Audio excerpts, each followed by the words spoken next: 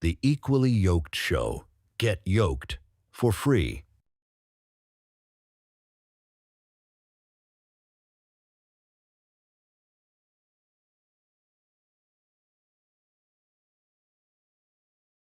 Count it all joy. Charles is back online.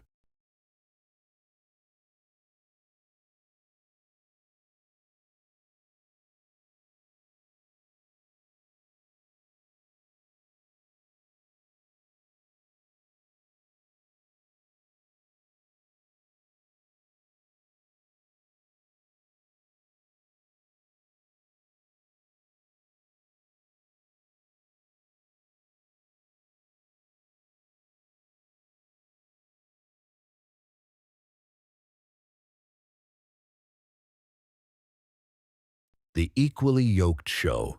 Get yoked for free.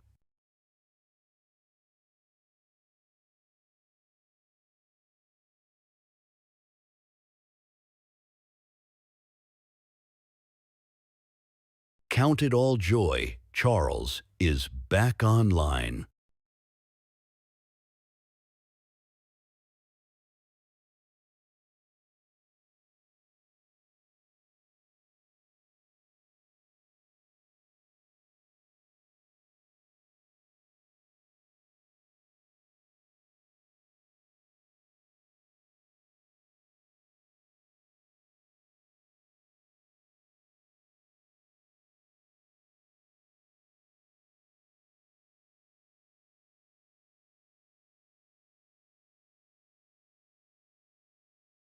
The Equally Yoked Show. Get yoked for free.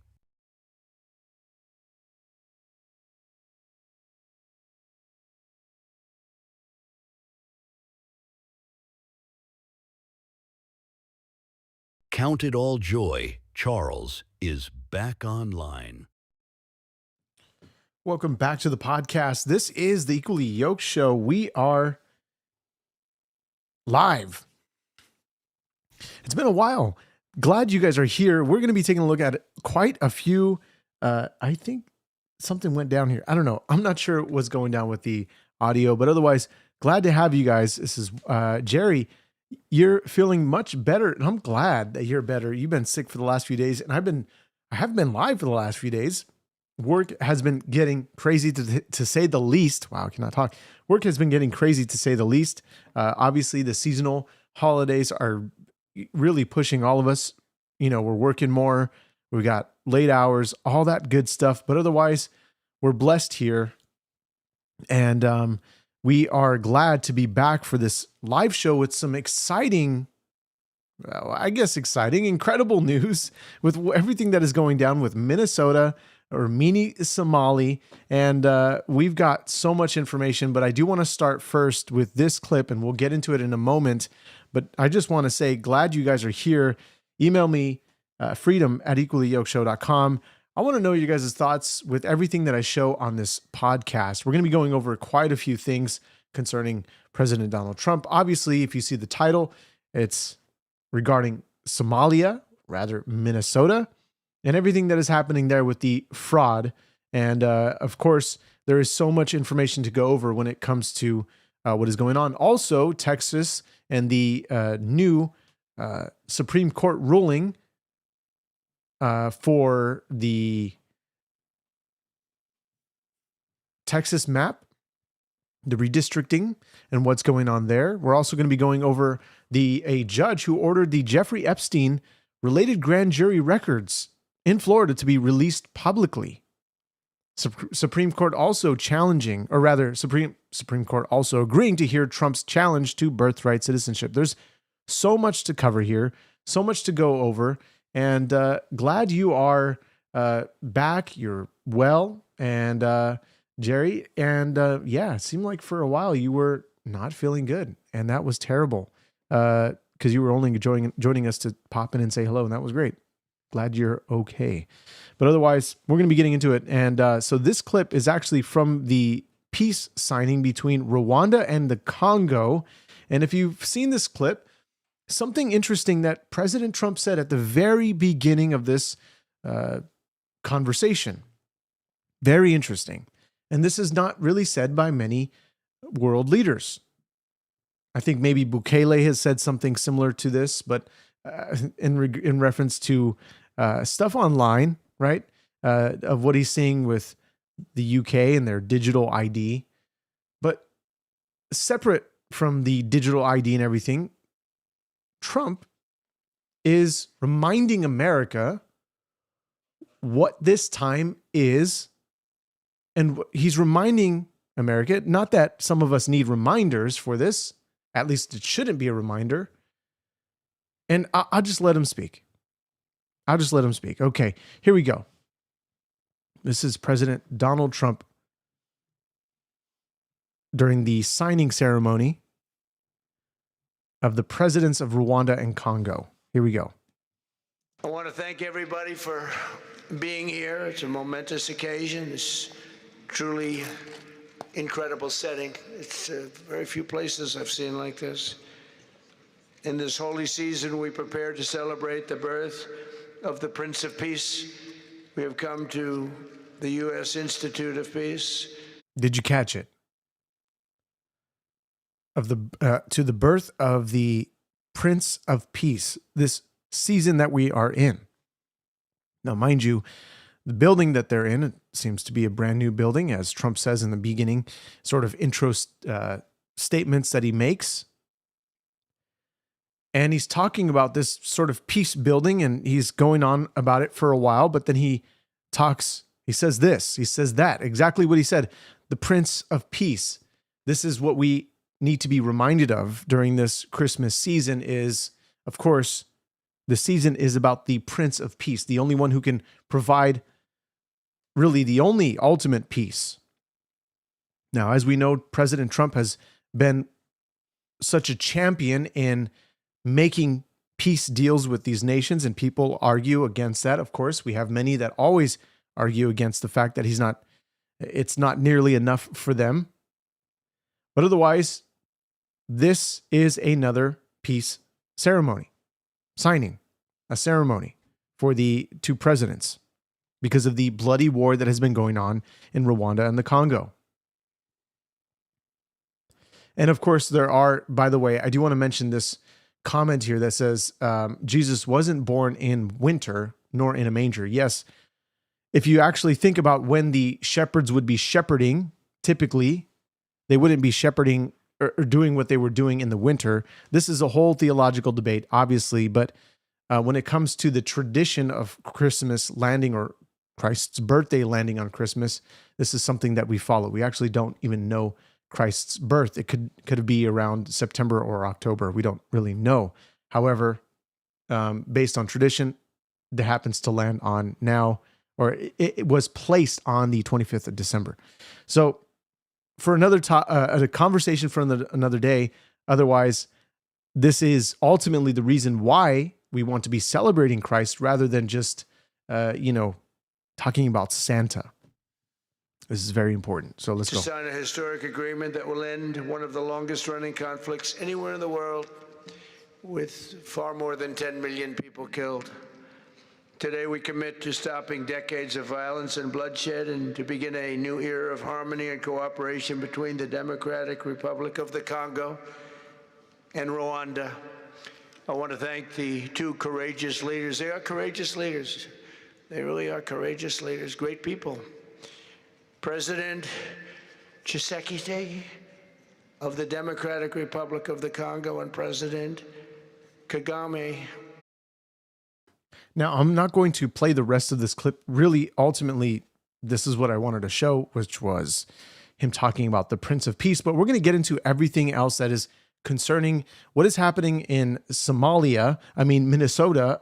That was kind of a joke, obviously. But what is happening is what's beginning to unravel is a whole host of fraudulent activity in Minnesota.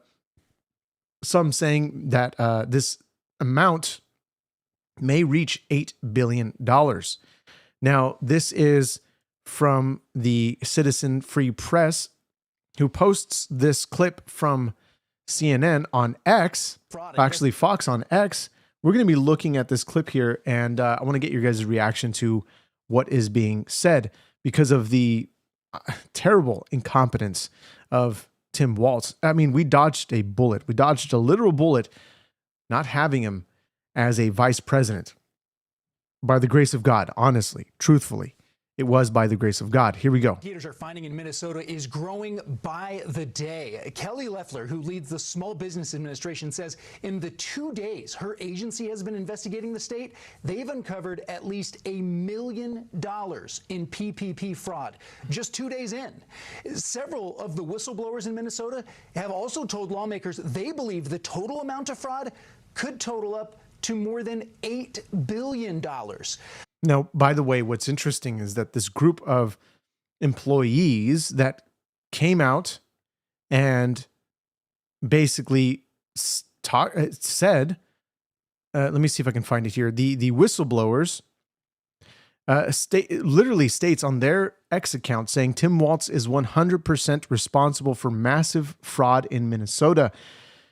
They say, we let Tim Walz know of fraud early on, hoping for a partnership in stopping fraud, but no, we got the opposite response. Tim Walz systematically retaliated against whistleblowers, which is against the law, using monitoring, threats, repression, and did his best to discredit fraud reports instead of partnership. We got the full weight of retaliation by Tim Walz, certain DFL members, and an indifferent mainstream media. It's scary, isolating, and left us wondering who we can turn to. Now, the X post goes on, explaining more in detail, which I highly recommend that you go through. Now, they are responding to another X post that is a story from the New York Times, which they would have been holding on to this for quite a while. It would have said, or it says, how fraud swamped Minnesota's social services system on Tim Walz's watch.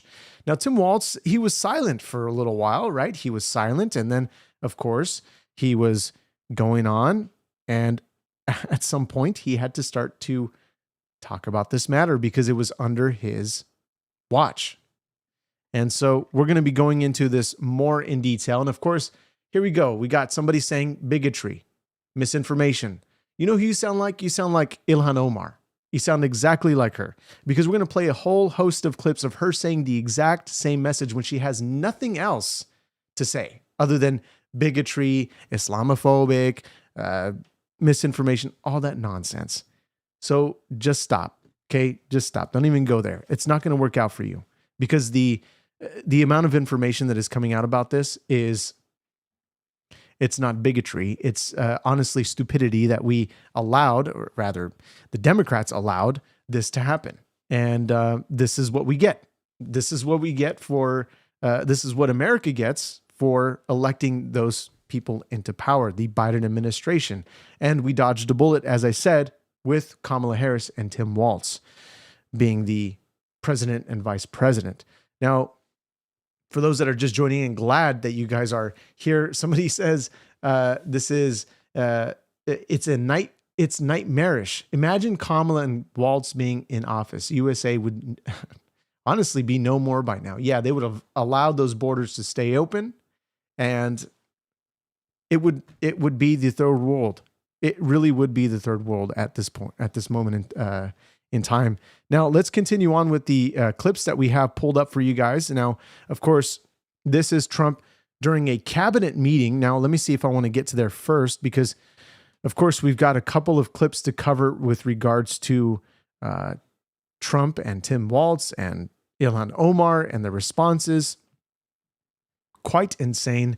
And let's start with this. We're going to start with this clip here of President Trump, and as he really is talking about Tim Walz and the incompetency with regards to what he's doing in Minnesota. Here we go.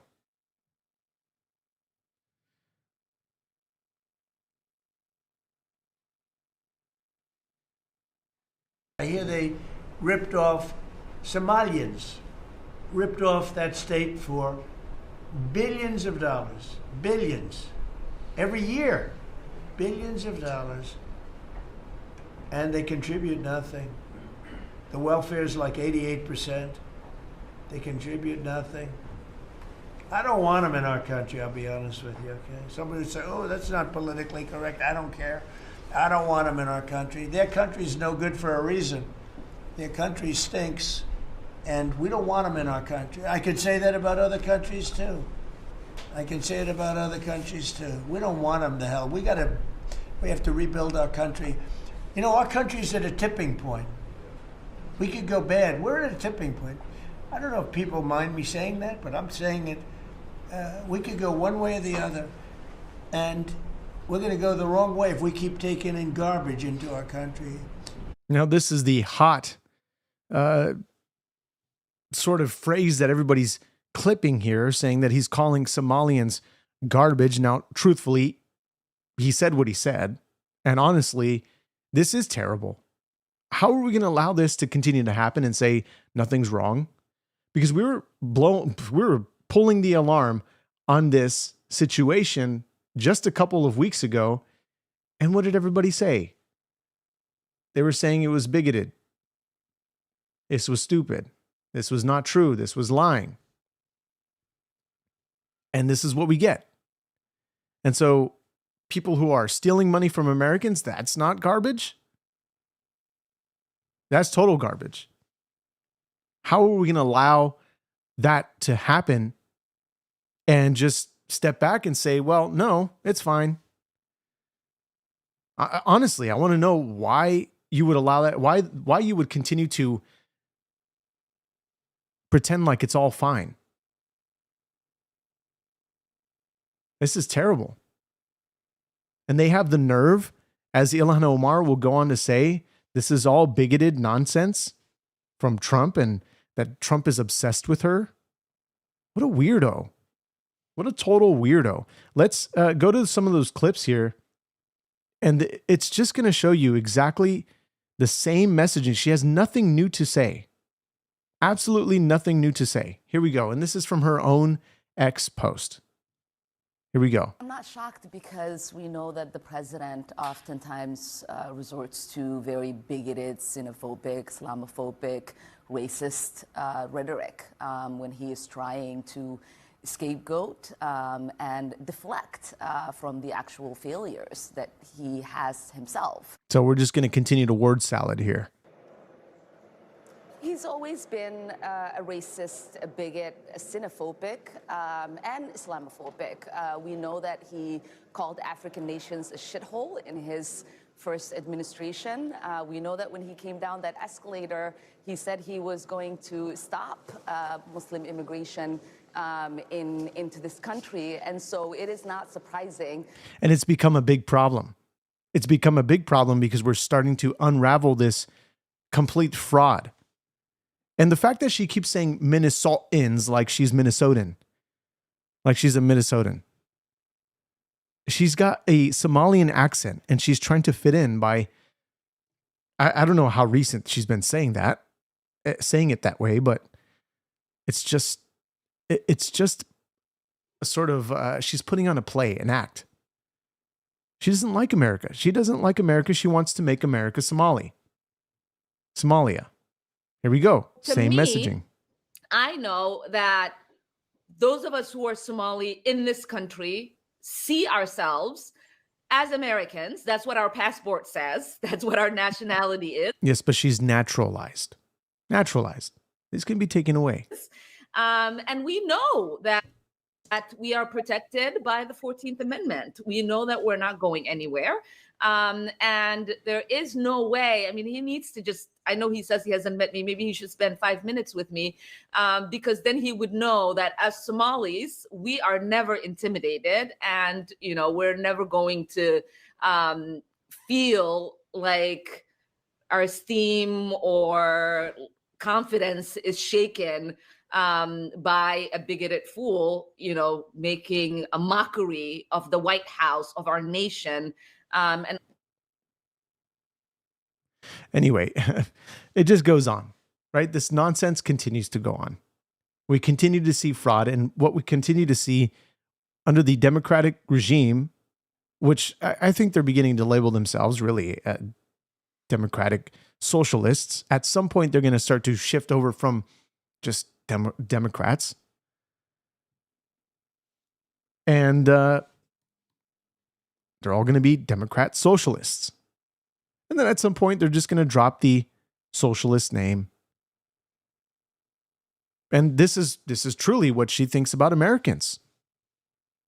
These people are just idiots. I really, I'm at the point where it's become really hard to have an intellectual debate with any of these people, because the level of stupidity that they are displaying every single day is frankly embarrassing. Not just This is anybody who's not Somalian, anybody who doesn't live in Minnesota, anybody who doesn't agree with her views. And they couldn't do this in their own country. And they only came here because their country was dangerous and not safe. And it was temporary. But there's very little, the language there that once their country gets back to normal, they can then go back. Their country will never be back to normal. They want to fight so hard to bring Somalia here. And they've claimed it. They've claimed Minnesota as Somali. They made the flag of Minnesota a Somalian-esque flag. Think about that. And Tim Walz and the mayor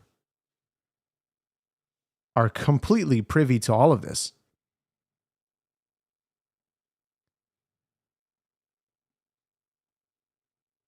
If I can get you the clip of him, I will, but this is just crazy. So the level of fraud that continues to be exposed, and again, we're just going to continue to see people say it's not really happening. None of it is happening. It's all okay. We're just going to let it go. We're just going to let it go down. And so what's interesting is that when we look at the actual CNN clip from the very beginning, the interview, she looks so frustrated, so upset. First of all, and she doesn't even know what to say when he asks her. I think Jake Tapper is the interviewer. When he asks her, how did this get out of hand? federal prosecutors say 59 people have been investigated in these schemes so far. Americans at large stole tens of billions of forms of aid during the pandemic all over the country. Minnesota's fraud scandal stands out, according to federal auditors. What are you hearing from investigators right now? Well, I've been following the cases closely as they've gone through the courts, and we know that there are more indictments possibly coming. I think that number might go up to 73 is what I'm hearing. Okay. Can you shed any light on why the fraud got so out of control in Minnesota?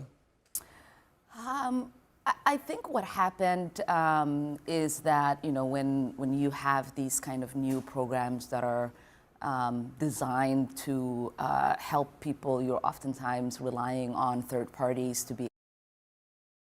Now, mind you, she was the one that was saying that we can't just go labeling all Somalis bad because it's just one person that did this bad thing.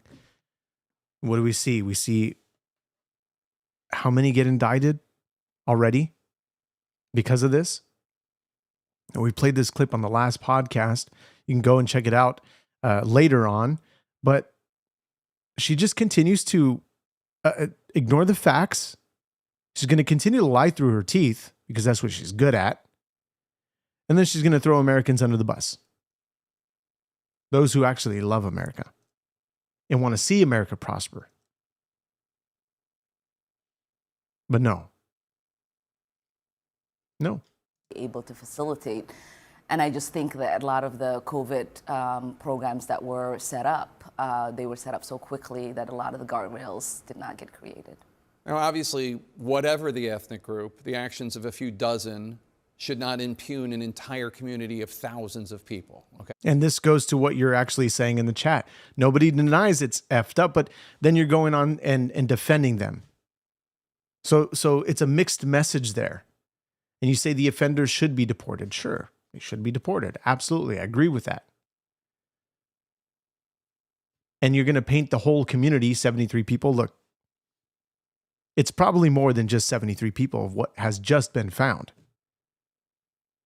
This is a growing population of Somalia, and the fraud that is going down that has been traced way back to COVID probably goes way deeper than what it actually is now. Now, they're all innocent until proven guilty. Okay? This is how the law works. But the data, what it's showing, and what has been being reported since before all this started to blow up in everybody's faces, and now everybody's going to come to the rescue of the Somalis because the pro-Palestinian people are going to jump from ship to ship to ship to just try to, save as much as they can. And then when it falls apart, they go to the next ship. It's just what happens. I want to make that very clear. President Trump has used this fraud to make rather, to me, shockingly bigoted comments about Somalis in general, including you, but the entire Somali community in Minnesota. He did it yesterday and he did it again today. Let's run some of that. These Somalians have taken billions of dollars out of our country. They've taken billions and billions of dollars. They have a representative, Ilhan Omar, who they say married her brother. She should be thrown the hell out of our country. And most of those people, they have destroyed Minnesota. She should not be, and her friends shouldn't be allowed. Frankly, they shouldn't even be allowed to be congresspeople, okay? They shouldn't even be allowed to be congresspeople because they don't represent the interests of our country. They really don't. And I love that they keep pulling all, they just clip together what they want to show. They don't want to play things in context. Now, the context is not going to provide, especially with regards to what he's saying, it's not going to provide any sort of, it's not going to lighten up the language because it is what it is. People don't like how Trump talks. I get it. But this is the same nonsense that the media continues to do. Legacy media, especially left media, is where they'll clip pieces like that and make it even harsher. And they'll continue to make him look even worse. They'll find all the bad clips and they'll put them together and piece them together exactly like this. But Ilhan Omar doesn't even know how to respond. She really doesn't. And it's not bigoted. It really isn't bigoted language. He's calling out the nonsense. He's saying what needs to be said.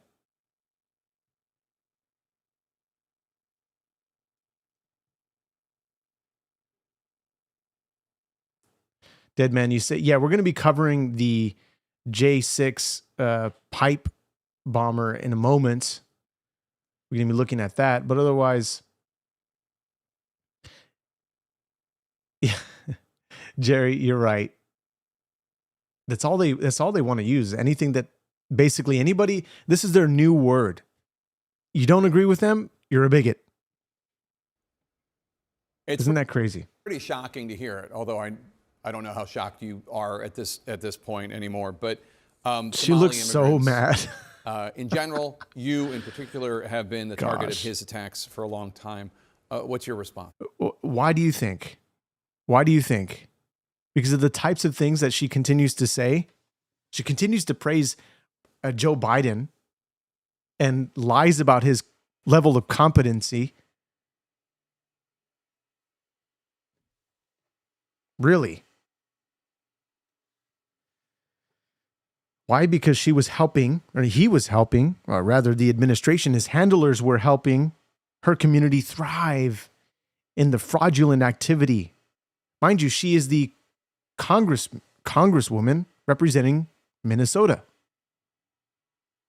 It's there's also the footage that you guys seen, if you guys have seen it from, what's the guy's name? Who was going undercover recording or managed to obtain footage of one of Ilhan Omar's,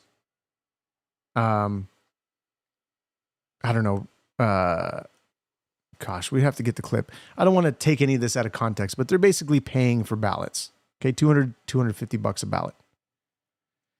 Crazy stuff. The level of fraud that has been happening, especially in the last 4 years, is what we see.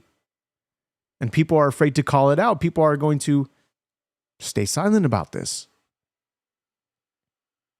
It's wild. We're going to take a little bit of a break from all of that. Okay. We're going to address some of this stuff when it comes to Candace Owens. God bless you for the jewels. I appreciate it.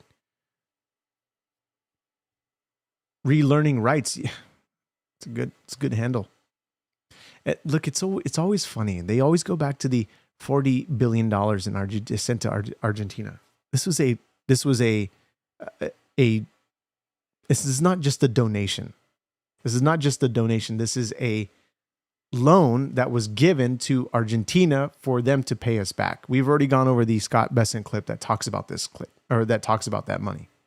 But everybody wants to tie on to the leftist media talking points. And that's the thing they resort to. They just go, what about the $40 billion? $40 billion we sent to Argentina. Oh, let's forget about the billions we sent to Ukraine under Joe Biden. Let's forget about the $350 plus billion that we kept sending to Ukraine, or the money that we kept sending to Ukraine within these stimulus packages. Inside these stimulus packages, we found money going to Ukraine. Let's forget about all of that. We're just going to bring about this one thing, Argentina. This is America first, because it is money going. We're not even getting into the not dollars nonsense. We're not even getting into that conversation. There was money sent, both physical or asset. This is America first. America has acquired, as Trump said, $18 trillion in investments. That is what, nearly half of how much we are in debt from when he left office. I mean, what was the deficit at? Somewhere between 5 trillion and 7 trillion, I believe. But this is crazy. This is crazy. We need to focus on America. We need to get America right. We need to correct ourselves in the nonsense that we continue to allow by not voting, by not doing what we should have done to prevent this from happening. And now it all has to be undone.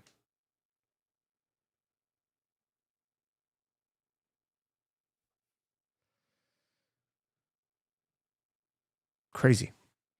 So we're going to continue on here. So the Candace Owens, here's what's going on. Okay. There's a sort of timeline that we're looking at here. And let me see if I can, this is quite some, it's a lot of information here. So Blake Neff goes on the Turning Point podcast, and he is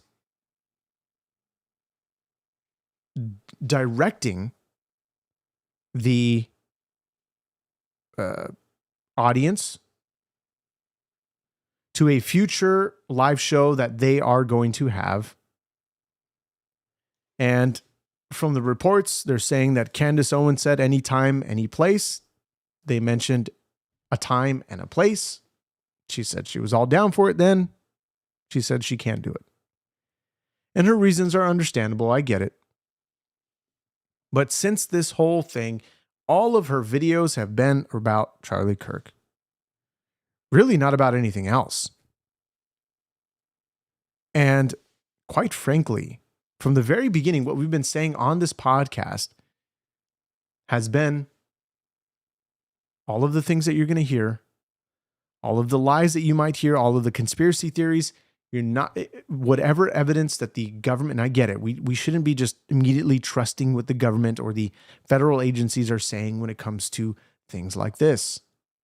When it comes to anything, really, we just really have to be skeptical.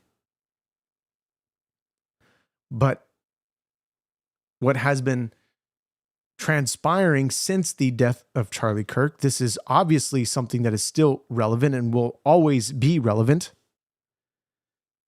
There has been nothing short of conspiracy after conspiracy after conspiracy. and without really solid, hard evidence.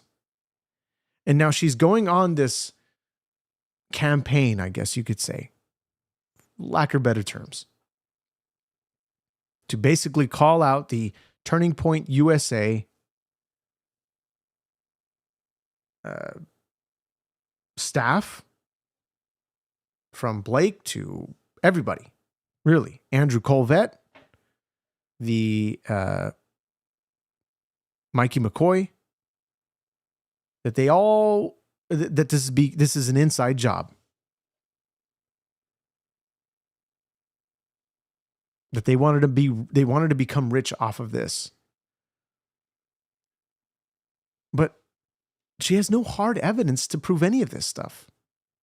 Then you're also bashing Charlie Kirk's character, which I love what Frank Turek says, is that you're basically saying that Charlie had surrounded himself with a bunch of traitors and that he has no wisdom in picking his staff and his team. I mean, this man had tremendous wisdom. The things that he would say, the things that he was talking about, I mean, really, for months prior to anything really, he really had his fingers on the pulse of the United States of America and where it was headed in the direction of these things. His staff, his team, they were on the ball.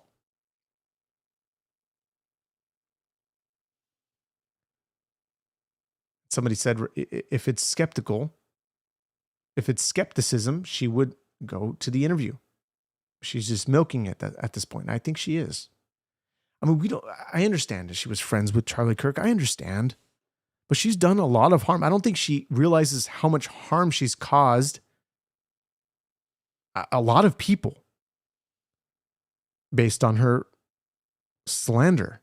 Here we go. To use this segment at the top of this hour to say something important, something very important.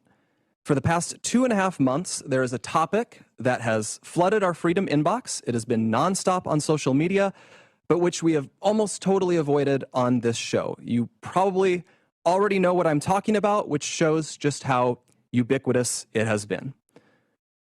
Ever since Charlie's murder, Candace Owens has leveled a flood of allegations against people at Turning Point USA, people at Turning Point Action, and people who work for this show. She has made them against some of Charlie's closest friends and against some of his most dedicated employees.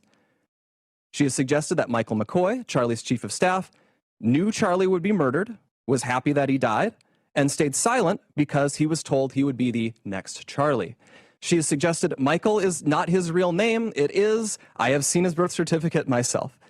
She has called it suspicious that Mikey's wife, who works at Turning Point, helped plan the campus tour event where Charlie was murdered, which she didn't, by the way. She doesn't work on campus events. Candace has suggested the Utah Valley University event was unusual and its details suggested a, quote, inside job. She has claimed that foreign aircraft have followed Erica Kirk around the country and that Turning Point has lied about this happening. She has accused us of lying about Charlie wanting Erica to take over for him if he died. She has suggested Charlie's security team intentionally denied him first aid after the shooting to... We've actually seen one of Charlie's head of security go on the Sean Ryan podcast, and actually he goes through and somewhat details what happened from the moments right after he gets shot. Fascinating interview, fascinating insight. And he's the guy with the, I believe the pouch, right? The satchel or the fanny pack that has first aid. And he was with the blue shirt, the blue button-up shirt with some glasses. So he talks about the wound. He talks about many other different things. And I highly recommend that you go and listen to that podcast.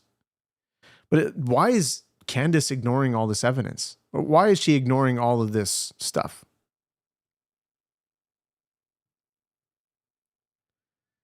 And she's just beginning to trust and believe the conspiracies that sound, like as she says, these foreign planes that were following Erica Kirk. that Mikey McCoy was acting strange because his phone went to his head and he just turns around like nothing even happened. And we're going to also discount the fact that they have a team, that Charlie has a team to do exactly what they were trained to do when this happened. They knew that there was something. They knew that they knew that this could happen. I met Charlie. I met the level of security that his team had to go over whenever they were at some kind of building, whenever they were at some place. They would have to arrive there prior to Charlie actually arriving. They would get the layout of the land, and they would strategize as to where they needed to, transport Charlie from one place to another, how they would, as soon as the event was over, where he would leave. He's not a president. He's not a politician. So he doesn't have the security detail that one of them would. And so they're doing with what they have. So there's all of these, there's so much that obviously, so much that they could do. There are limitations. But Blake, he will go on, you can continue watching the rest of that clip on your own, but this is an X post saying, yesterday we made it clear that we would be scheduling a formal response to the allegations and accusations you have made. We decided that response will be delivered during a live stream on December 15th. Thank you for your response, letting us know you will not be joining. This was, let's see, let's actually take you to the actual post because I want you to see what is going on here. Here we go. Let me just.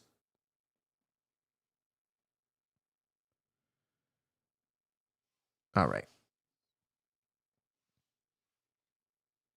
Now,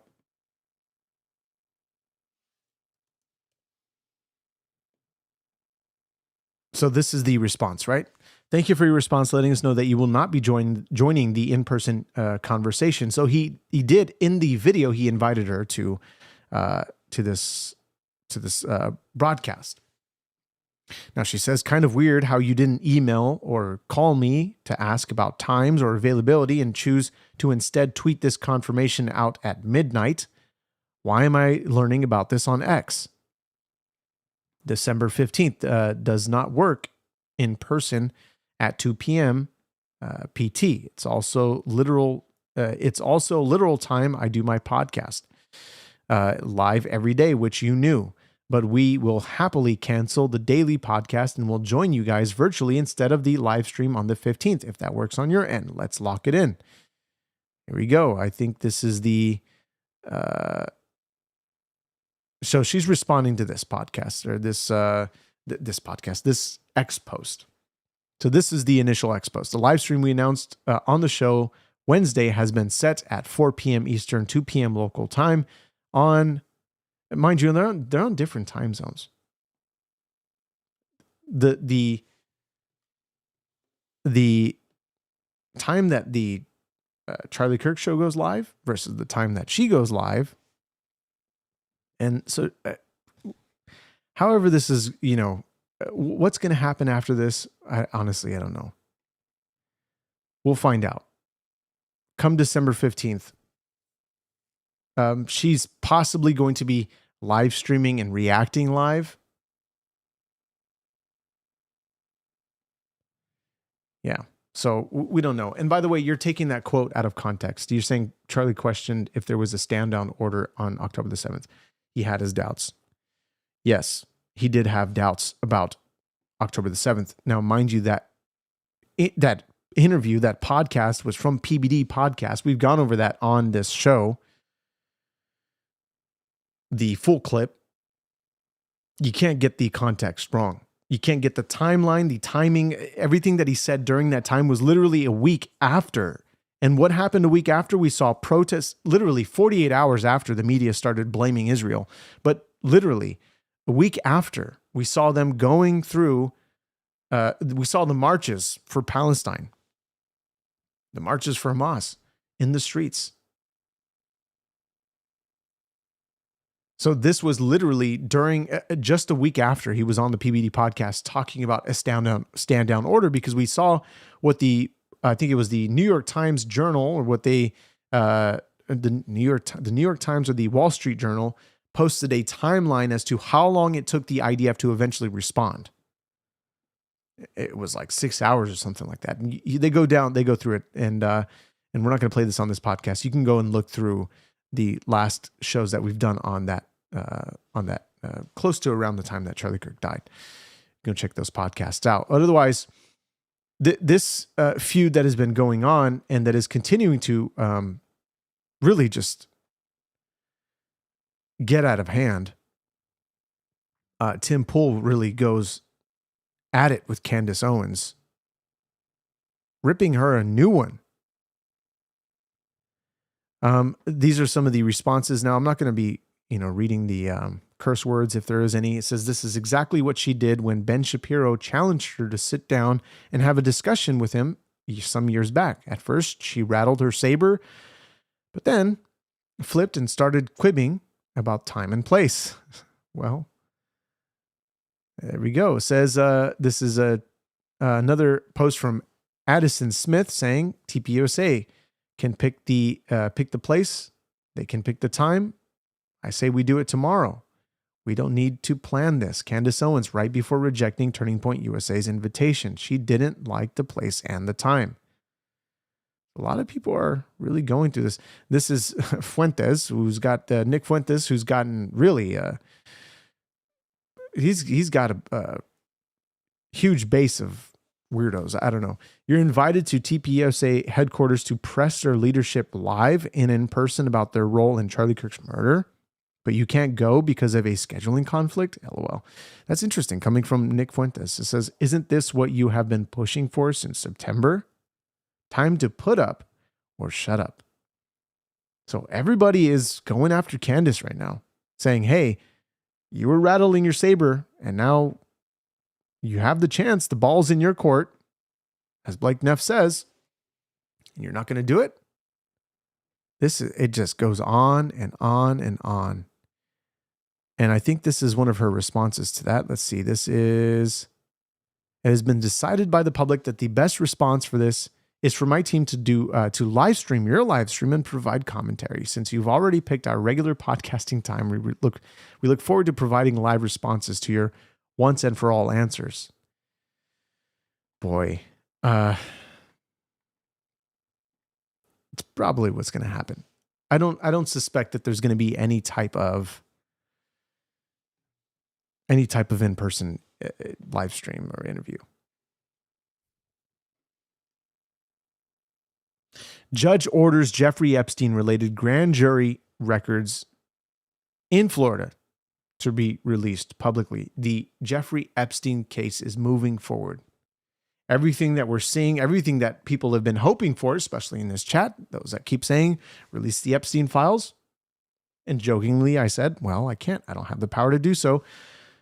Now we see the federal judge in Florida has ordered the release of material from the grand jury investigation into sex offender Jeffrey Epstein from 2005 and 2007. A similar bid was rejected earlier this year, but U.S. District Judge Rodney Smith said he was granting the Justice Department's renewed request in light of the bill that Congress passed last month, requiring the DOJ to release all of its records related to Epstein. The newly released Epstein Files Transparency Act calls for the release of unclassified records, documents, communications, and investigative material that relate to Jeffrey Epstein and Ghislaine Maxwell. And the specific language of the law overrides the traditional secrecy of the grand jury materials, Smith wrote.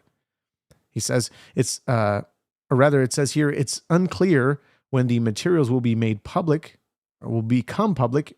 In its motion asking for the materials to be released, the Justice Department said it will work with the relevant United States attorney offices to make appropriate redactions of victim-related and other personal identifying information. The grand jury investigation was conducted in West Palm Beach near Epstein's home. Federal prosecutors were investigating whether the financier was preying on scores of underage girls in his mansion.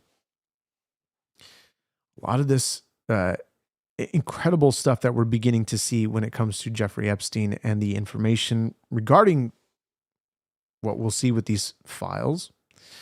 Of course, the Supreme Court agrees to hear Trump's challenge to birthright citizenship, something that the Trump administration was pushing during their campaign, was talking about birthright citizenship and challenging this matter. Now they've gone forward, they're going to move forward to hear oral arguments early next year in the challenge to President Donald Trump's January 20th executive order seeking to end birthright citizenship. The guarantee of citizenship is to almost everyone born in the United States. It says under the order, which has never gone into effect, people born in the United States would not be automatically entitled to citizenship if their parents are in this country either illegally or temporarily. Now, as much as this is a heated topic, heated debate topic, look, the reality is there's a truth behind birthright citizenship, and really where it stems far back with these two parents who had green cards. This was, I think the nationality was Japanese or Asian, some type of Asian nationality, Chinese, Japanese, I'm not sure, where they were green card holders, if I'm not mistaken, and their child was born in America. And that's a story that we've covered on this podcast that we can go in detail when this is more sort of fleshed out. Here we go. It says, here we go. This is the story. It says, in a related case in 1898, the Supreme Court ruled in favor of Wong Kim Ark, who was born in California to parents of Chinese descent. There we go.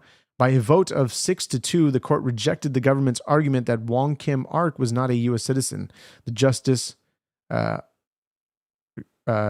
Gray, explaining that the 14th Amendment, although enacted to establish the citizenship of Black people, this is the original reason why, affirms the ancient and fundamental rule of citizenship by birth within the territory, in the allegiance and under the protection of the country, including all children were born of resident aliens. Including all children here born of resident aliens. It says, in his dissent, Chief Justice Melville Fuller argued that Wong Kim Ark was not a U.S. citizen because he could not be completely subject to the jurisdiction of the United States as Chinese citizens. His parents had a duty to the Emperor of China, and a federal law barred them from becoming U.S. citizens. Interesting. So I guess I got some part of that wrong. I'm curious as to what kind of documentation they had. I thought it was green card. I guess not.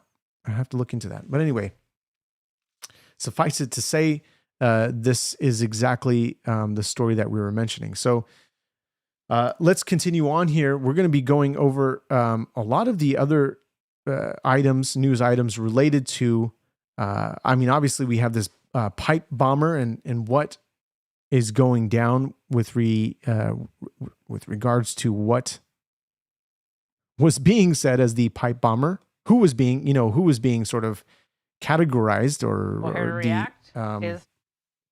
what's going on with my internet?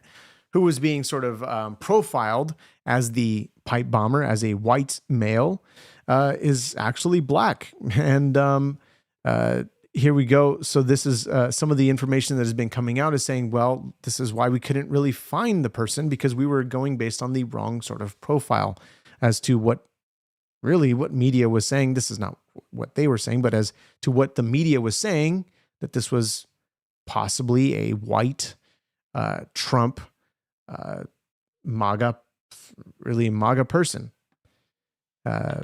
And so this is the DOJ and the FBI, Pam Bondi, during a press conference talking about this matter. Out early this This morning, Brian Cole Jr. was arrested and charged with placing the pipe bombs at the RNC and the DNC on January 5th, 2021. He has been charged with violating 18 U.S.C. 844, which is use of an explosive device. This investigation is ongoing. As we speak, search warrants are being executed, and there could be more charges to come. I'm going to let our U.S. Attorney discuss that shortly. This was the work of multiple agencies working together. This morning's operation was carried out safely and successfully. We know that there are so many issues when you're issuing search warrants. Dangerous things can happen, and this was carried out safely and securely thanks to all of the people standing around me. They have worked tirelessly on this. Today's arrest happened because the Trump administration has made this case a priority. The total lack of movement on this case in our nation's capital undermined the public trust of our enforcement agencies. This cold case languished for 4 years until Director Patel and Deputy Director Bongino came to the FBI. The FBI, along with U.S. Attorney Pirro and all of our prosecutors, have worked tirelessly for months, sifting through evidence that had been sitting at the FBI with the Biden administration for 4 long years. Let me be clear, there was no new tip, there was no new witness, just good, diligent police work and prosecutorial work, working as a team along with ATF, Capitol Police, Metropolitan Police Department, and of course, the FBI. We are working every day to restore the public's trust. Now, they've been under quite some scrutiny because of the Epstein files and that whole mess with Pam Bondi trying to say that she's on phase 1 and trying to release the Epstein documents and really being full of transparency. And then all of a sudden, there's nothing to see here. And of course, they're trying to rebuild that trust back. And people were saying that, Trump needs to fire Pam Bondi, but he didn't. He chose to stick with her, chose to let her really gain the trust of the American people. And of course, that obviously was a terrible mistake in what she did there, and what happened there, we don't know. But otherwise, with everything that has been going on with Kash Patel, a lot of people calling him incompetent, a lot of people saying that he is really his gross incompetence when it came to the Charlie Kirk assassination and finding the killer and all that stuff within 33 hours. People thought that was terrible. And just nobody has anything good to say, really. Look, they're doing their best. We shouldn't always trust government right at the get-go, obviously. But there's some level of, there's honestly more transparency than what we had under the Biden administration. We barely had any information about anything, let alone did we have any sort of investigations into stuff like this. It's just the facts of what we see. So this is, let me see if we have some information regarding this pipe bomber. Kash Patel, Dan Bongino did an incredible job. All of the agents did. They looked at every one of these end caps, found out who bought them, and tried to figure out who was the common person with the end caps, with the pipes. Cell phone pings. Cell phone pings that connected with the defendant walking along that area with the video that we had. When we had the pings, when we realized that his cell phone is pinging exactly where he's walking, we knew we had someone. There we go. Now, obviously, the FBI put in a probe into his home, and they're looking into more of, really, this has been going on for the last 5 years. Crazy to think, but otherwise, as we continue on here, the pipe bomber story, we haven't been really covering much on this podcast. So otherwise, as this story develops, we'll be covering more of this. Now, with the Texas redistricting map and everything that we're going to cover later on the next podcast, we're going to be doing that possibly, I want to say tomorrow night, maybe Sunday night. We'll be going over some of the Texas redistricting maps that the judge, the Supreme Court is upholding because of the lower courts that obviously this map failed. And they took it to the Supreme Court, and the Supreme Court ruled in favor of Texas because there was no really sufficient evidence as to this map being racially drawn as what they were claiming it was. These lower courts. So we'll be going over some information regarding that. We're going to be also covering some of Jacob Frey, who's the mayor of Minnesota. And we'll be also looking at some of the media misleading, biased, exposed website from the from the White House, Washington, I would say from the Washington Post, from the White House, as to actually, I think, a really helpful website. This has been done. I don't know if this has been done anywhere. This might most certainly be the first, where they actually go through the claims like this: Hegseth order on first Caribbean boat strike. Officials say, kill them all. This is from the publication Washington Post. They go down with the reporter. This was Alex Horton. And the category, which is lie, malpractice, omission of context. This is all interesting. This is great. That we can continue to, we have this, this administration who wants to really provide the maximum amount of transparency when it comes to everything that they're doing. Now, are they fully transparent? I wouldn't say so. They obviously want to try to protect their assets, which is dumb. I think we need to get away from wanting to protect. It's hard to say because we're not in that position. What exactly are they trying to protect when it comes to things that might be a national security threat? Who knows? But I think we need to stop the nonsense. We need to be transparent and stop lying to the American people. We've been lied to for far too long. And obviously, our trust in government, which we should never have trust in government, honestly. Government should be small, and it's really the people who rule the government.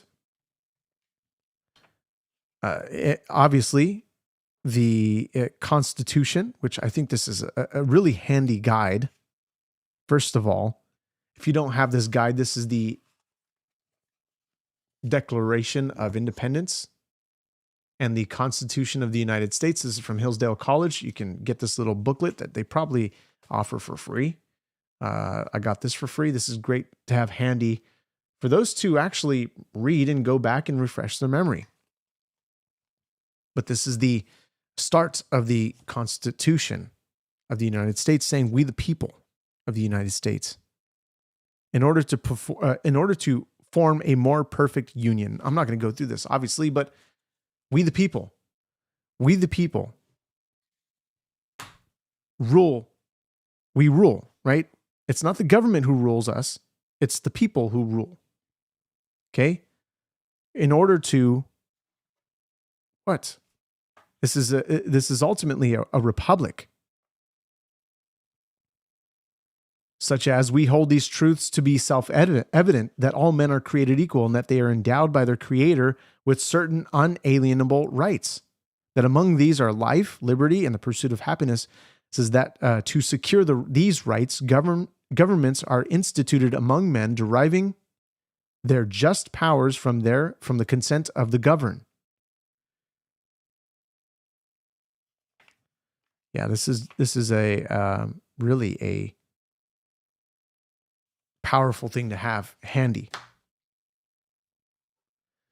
Guys, we're going to be looking at this stuff on the next podcast. We're also going to be looking at the MRI results of President Donald Trump and what Tim Walz said. You guys can obviously look this stuff up yourself if you really want to, if you don't want to wait. But otherwise, also a huge win in Tennessee with the new with the Republican 7th Congressional District remaining red despite the left's aggressive campaign to turn it blue. Now, Afton Ben was really getting exposed with the wild X posts that she deleted concerning the same type of socialist, Marxist ideas that she wants to pursue.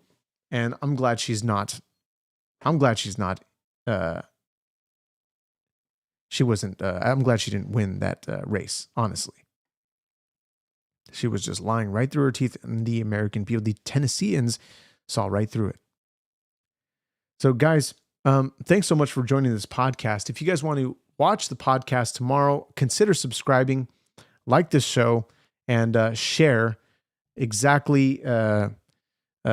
Share this podcast and share some of the others that you might find interesting. Of course, you can go through the channel and see exactly what catches your eye and see what you have to say there. If you guys want to email me your thoughts, email me them at freedom@equallyyokeshow.com. You can email me there and you can just give me your thoughts, fully flesh them out, longer than 200 characters. And obviously, if you want to join back in, feel free to join back in. And people that don't want to join back in, sayonara. We won't need you here anyway. All good. God bless you, dead man. Glad you're here. And some of the many others. Jerry, glad you're okay. Glad you're feeling well. And Boss Man, glad to have you as always. Good to have you in the chat. And some of the others that I didn't mention, you guys are some of the ones that are new here. Glad you're here, and I hope you consider subscribing as we'll continue to go over this news and some of the information that we see. Remember, this is the month of December. This is the reason why we celebrate is because of Christ. Now, remember what Paul says. Paul says to esteem, those who esteem. Let's actually get the scripture right because we don't want to butcher it.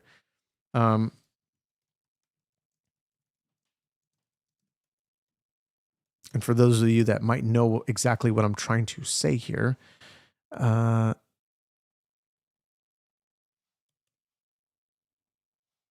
am trying to find the scripture. This is Romans. Here we go. Romans 14:5. It says, one person esteems one day as better than another, while another esteems all days alike. Each one should be fully convinced in his own mind.